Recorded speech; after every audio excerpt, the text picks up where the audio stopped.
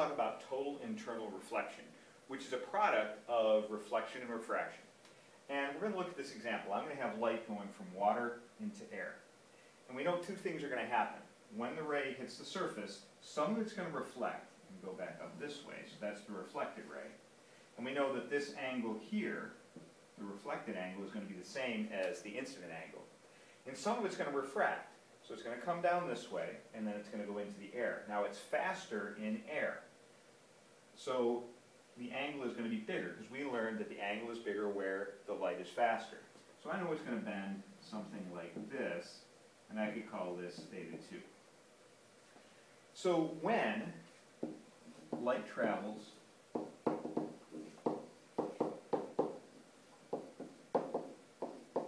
from a slow material into a faster material,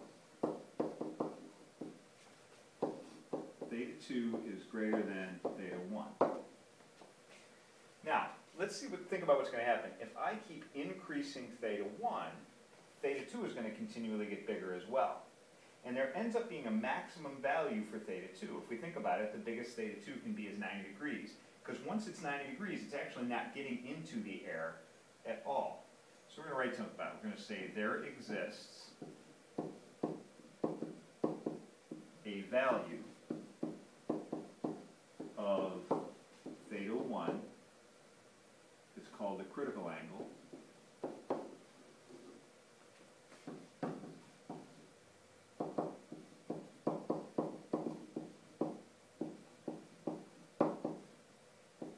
And we can call that theta C, where theta 2 is 90 degrees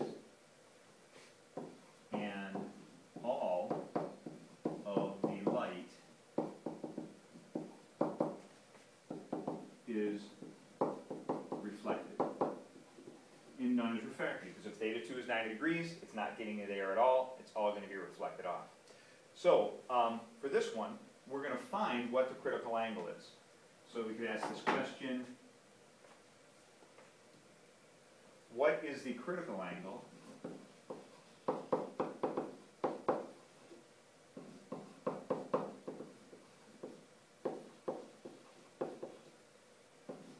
for light going from water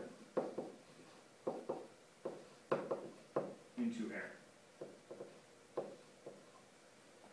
Okay, and to solve it, we're just going to use Snell's law. So n1 sine theta 1 equals n2 sine theta 2. Now, our first material is the water, so n1 is going to be n for water, 1.33. Sine, and we're going to call theta 1 now the critical angle. That's going to equal n2. The n for error we need to know is 1 times the sine. And then for theta 2, we're going to put it at 90 degrees. And then we have to solve it. Sine of 90 is 1. 1 times 1 is 1. So I'm going to get the sine of the critical angle is 1 divided by, I'm going to divide the 1.33 out on the other side, 1 divided by 1.33. Take the inverse sine of 1 over 1.33, and I end up with a critical angle of 48.8 degrees. Now, what this means is that if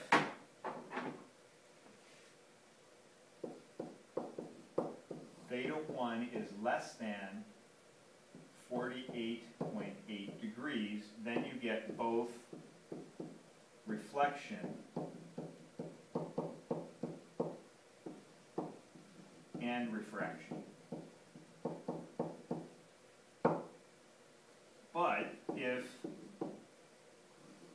theta 1 is greater than or equal to 48.8 degrees, then you're not going to get any of the refraction. It's not going to get into the second material. It's all going to reflect.